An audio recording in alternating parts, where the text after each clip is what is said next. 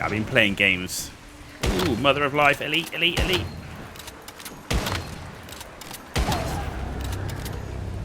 Four shots of the bingo. Mother of Life. Dead, dead, dead ski. Nice. Okay, that's done.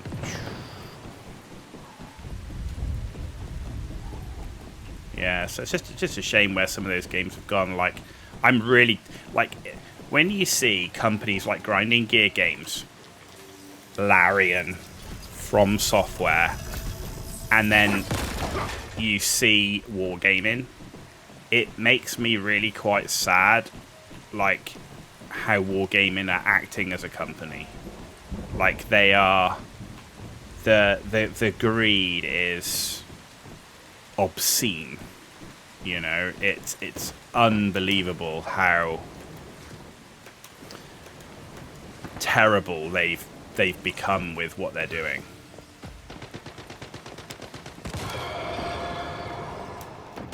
I say for me, that's really quite sad.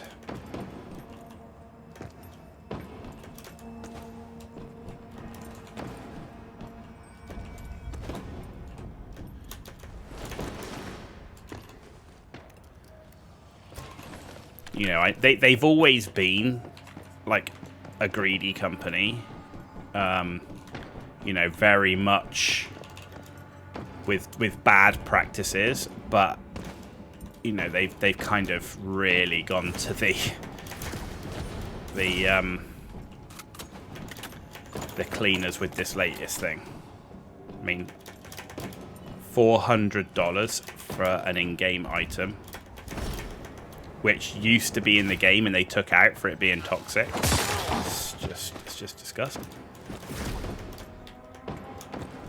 I hate some of the jumping stuff in this game. It drives me nuts.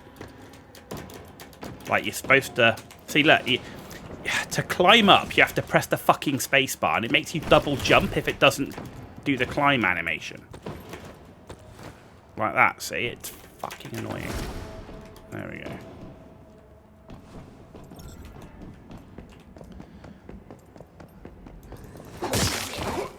There we go. Right, we made it up anyway. Made it up. It's because I want the gear crate. Give it to me.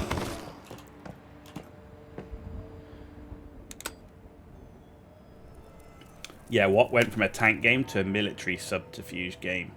Well, I mean, World of Tanks versus War Thunder. World of Tanks has always been an arcadey game, right? The issue is the terrible, terrible practices that they are now engaged in terms of milking the community to death. I mean, literally to death. It's just, it's disgusting. It's horrendous. The practices they're using should be, bearing in mind a lot of it's targeting younger people as well. It's just, yeah, it's terrible.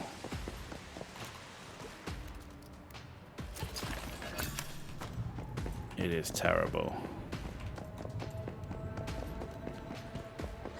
That's War Thunder. Leaking military docks is War Thunder, not World of Tanks. War Thunder's always been the more military sim style, which is why you tend to find that they're the ones leaking the docks, because they have these arguments over what's better.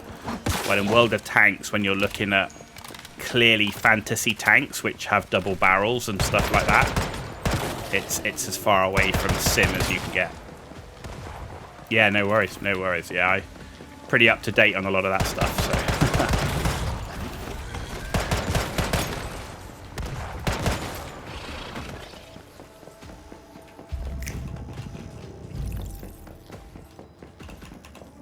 And I don't mind the arcadey nature of World of Tanks. I actually quite enjoy it because the base of World of Tanks is absolutely fine. Like, actually, it's actually quite a good game. They did an engine update, so the graphics look pretty sweet on it. It's the principle of the game is really good. It's the company. The company's practices are disgusting.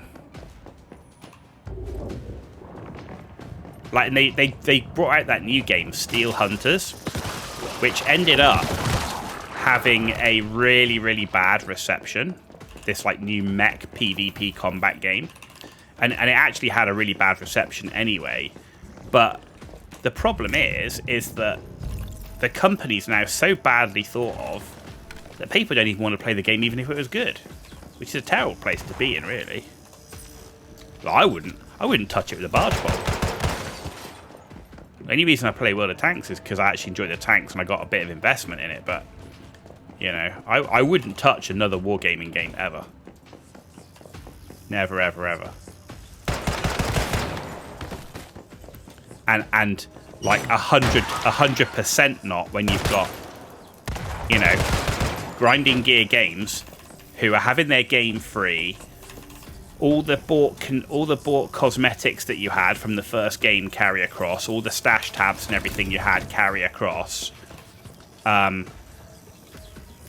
And they've had 10 years plus of, you know, showing their community that they actually care about their player base as opposed to the next dollar or whatever. One of the things you look for before getting to a game is the devs. Yeah, I mean, and it's getting harder, right? Because AAA studios are struggling. So there's a lot more like indie studios, like the Once Human studio here. I mean, let's face it, they're an unknown studio.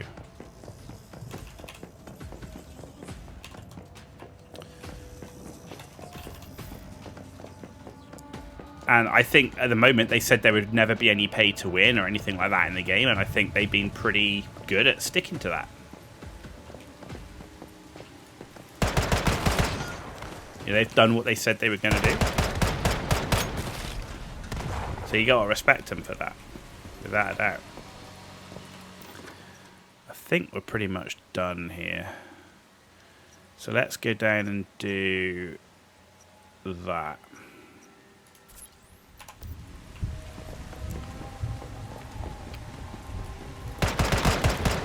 But Grinding Gear Games, you know, I mean, if I was to think of some like devs right now, Grinding Gear Games, you know, very solid. Larian, like anything. Oh, there's a super anomaly. Crap. Larian. You know, any of those studios from software. I mean, hell, the studio that did Black Myth Wukong earned a huge amount of reputation with that game. You know, a lot of people loving that game. You know, Saber Interactive, they've earned a good reputation with Space Marine 2. Because they're not doing these bad practices compared to what you're seeing from EA and, you know, people like Wargaming and so on, and that's why their AAA games are dying. Grey Zone Warfare, good Warfare game with good devs, but still a way out, and it's super hardcore. Isn't Grey Zone Warfare like Escape from Tarkov? Although Escape from Tarkov devs I know are pretty untrustworthy as well. Warframe, that's another one. Warframe, very good devs. A lot, you know, they're incredibly well respected.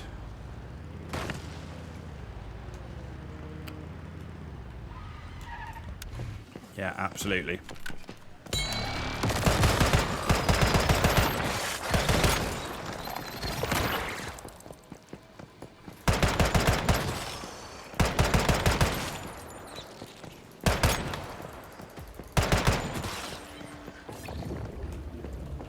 Mini Feaster!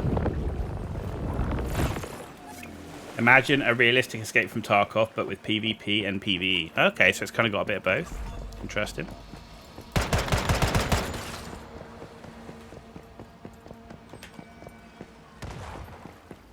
The one game that I'm actually interested to see, surprisingly, given what I've said, is actually the new Battlefield. Because I think DICE used to be, again, one of those well-respected studios, and I think they've learnt quite a lot from 2042, and I hope they've learnt a lot. I think it could be really good because they've really learnt a big lesson, but we'll see. They still have Electronic Art Masters, right? So we'll see if they are able to turn it around. But I've always, I always had a soft spot for the Battlefield games. My absolute pinnacle game like that would be would be Warhammer 40k Battlefield. Oh my god, that would be fucking sick. That would be sick.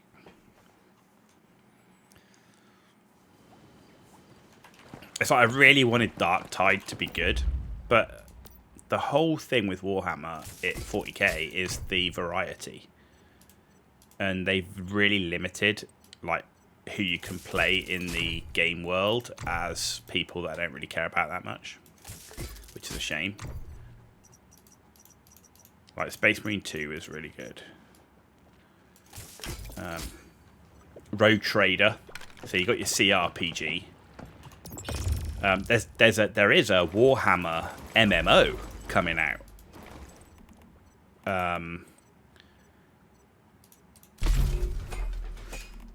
Which is going to be interesting.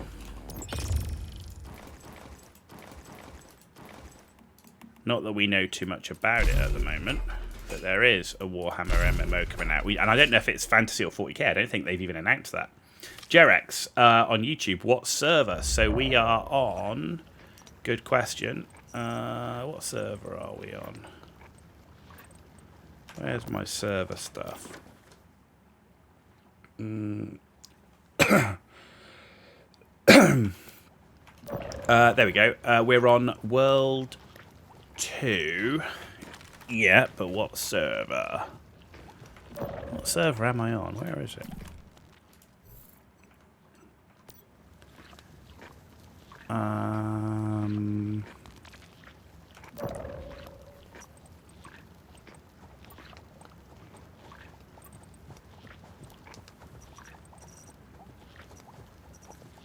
That's a good question. I don't know what server I am on. No one's ever asked that before. I will tell you. Hang on. Relog in. We are on PVE 01 North America X0110 Manibus Lunar Oracle, and we're in World 2. Hopefully Jerex, that answers your question. Warhammer MMO, is the game PvP, PvE? No idea. No idea.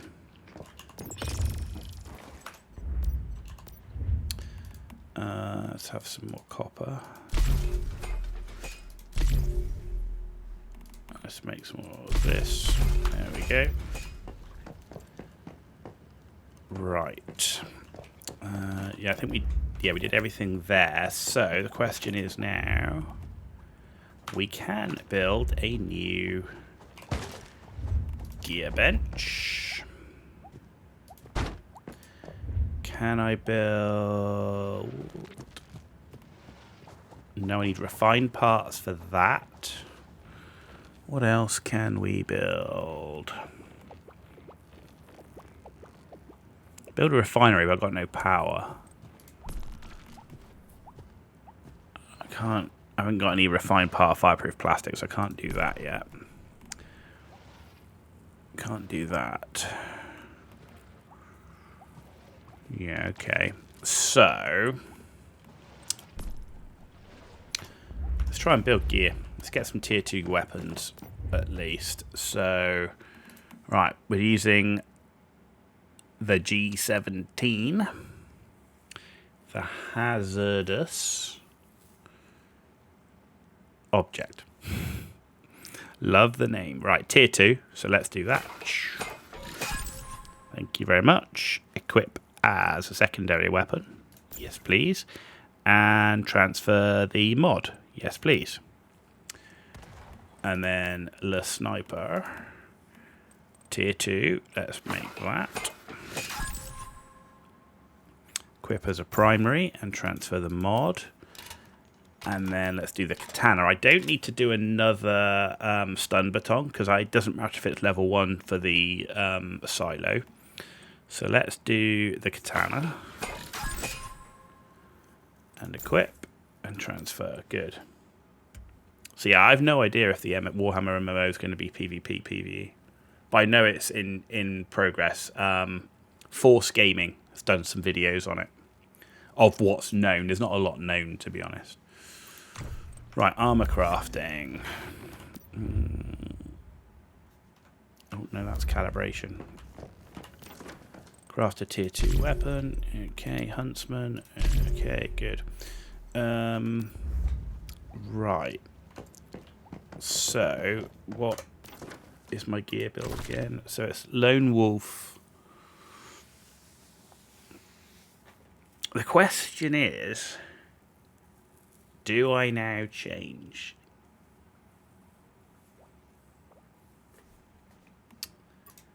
to the new gear?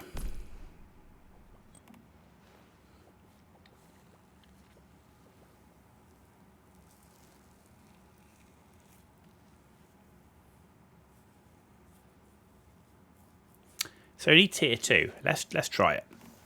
Let's try it. So, what I need to do is I need to convert the blueprint, right? So, that's the tier preview. That's the enhancement, which we're not doing. Where is the conversion stuff? There we go. Blueprint conversion. So I want to change the Lone Wolf hood to that. I've got 7 of 10. Attempt recovery time 3 days.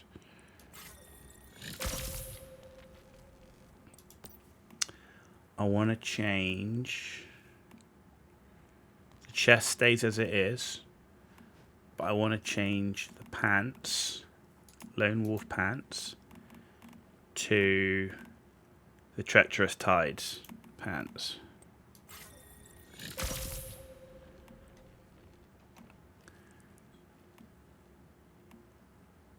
I want to change.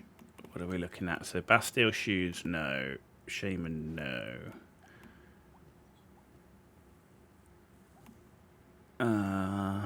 What else are we changing? All right, the Lone Wolf mask for the Treacherous Tides mask.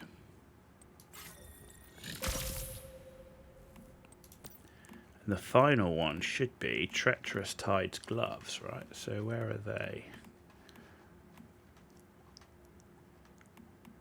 There. So what's my highest level of gloves?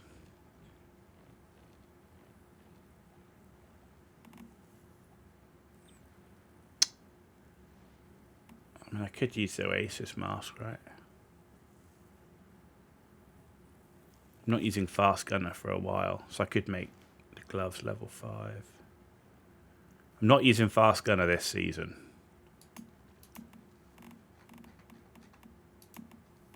There we go.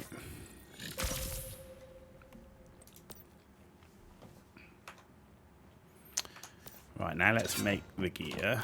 So, I need the Treacherous Tides helmet, tier 2. Not going to worry about deer hide right now. Let's equip.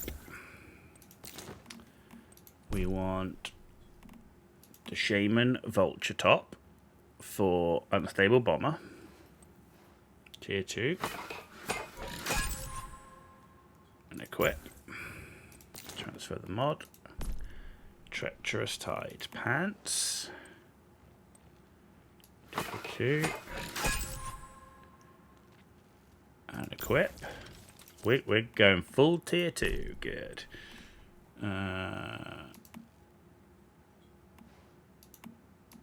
Do we convert the wrong gloves? Okay, let's do the Bastille boots. I think I converted the wrong gloves.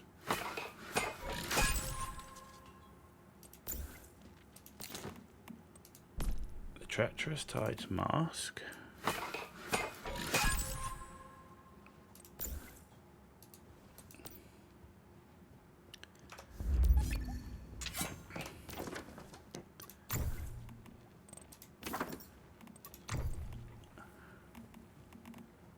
Yeah, we did the lone wolf gloves, and we wanted to do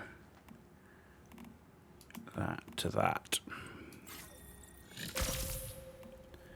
You think you're going to head out? You'll be in the next stream. Cool. Well, I appreciate you stopping by again. Hopefully you enjoy watching us play Once Human, and we will be playing Path of Exile 2 next week, definitely. So yeah, Monday night, absolutely. It's just turned 10 o'clock here. We've been streaming now for 5 hours, so we've got a little bit to go, but we won't be on too much longer, I think. So, but yeah, thanks for stopping by. Really do appreciate it. Seems fun. It's a good game. There's no doubt. It's a good game.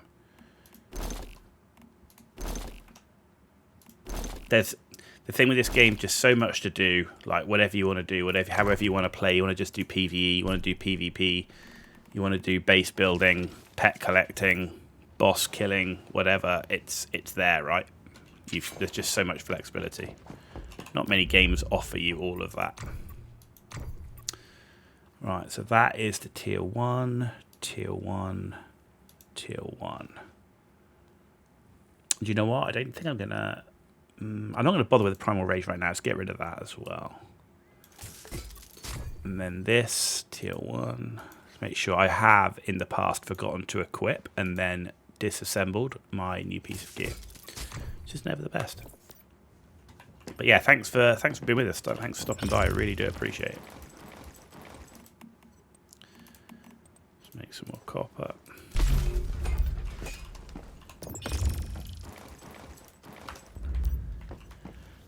Right, gear. Right, now we need to sort this out because it doesn't take the accessories across. So let's do the cosmetics first. Put my little charm on.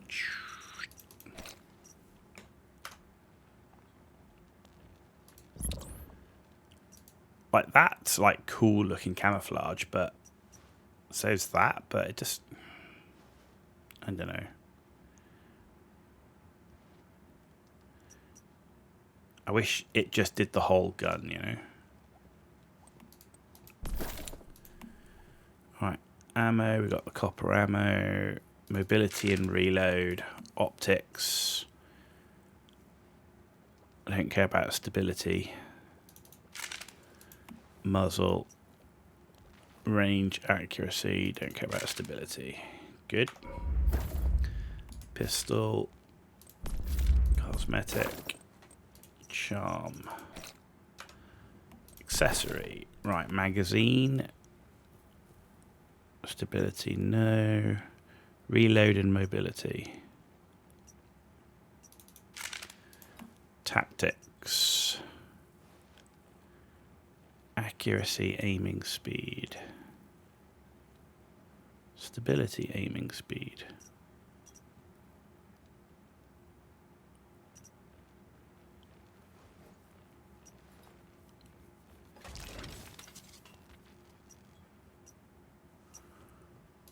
Optic, we're using that one. Muzzle, we're using that one. So we've pushed the accuracy up, so I need to push the stability up. So let's go with this one. Cool. Okay. Right, we are fully tier 2 kitted out. Right, Mimetic's Cradle. And we can equip one of these as well. So, anti-void, anti-coherence, anti-phase. So let's do the anti-coherence one and more damage with pistols. Yeah, pistols. That's what we want. We've got one of those in. We've got 11 ciphers available.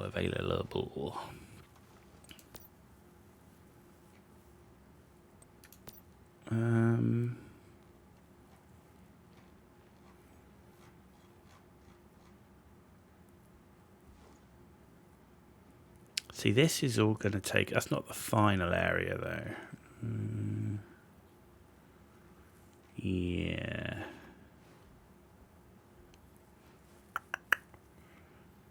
I might wait on that because I can't really do anything with it anyway right now. Right, specialization. Definitely not. Definitely not. Definitely not. So it only leaves us one sulfur chemist. Sulfur chemist is good if you've got smelt gold and silver bars, because then you get tons of energy link. And you can get acid like crazy. So sulfur chemist is good. I just need to smelt gold and silver, which I don't have. Right, journey complete. Craft. Okay. With an override done. Okay, right. So now then, where are we going next? So next we'll go to here. And then we'll go to there. And then we'll go to there. We're fully tier 2, so I'm happy to go across to this side and get that done. So, and then we can do the water logged village on the way back. Okay. And the Lunar Oracle finished.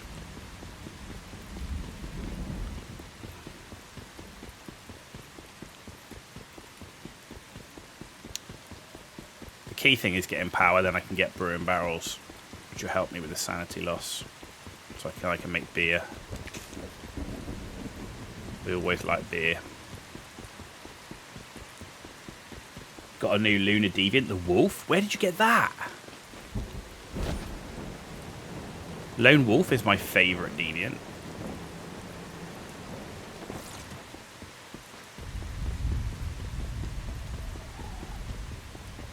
Ooh.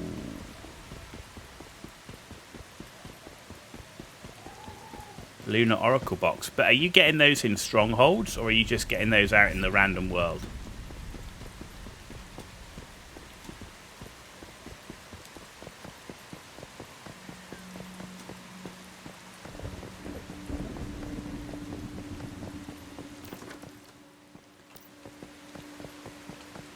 Strongholds. But what gear are you using? Are you actually... Have you actually lost 20% of your HP? Like, are you using the gear? Like, how are you surviving in the world with 20% HP?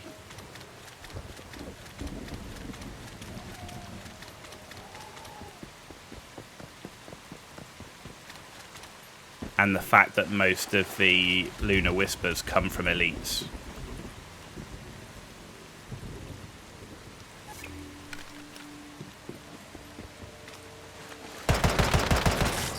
Or are you just no-hit running it?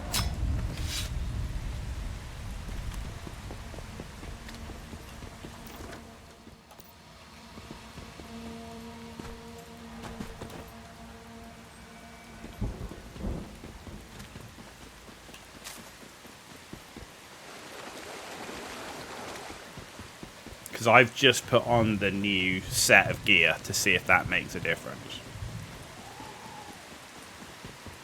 You're using the Cradle perk that gives you a shield when you summon a Deviant, and you're using the gel as kind of like a defensive buff. Okay, interesting.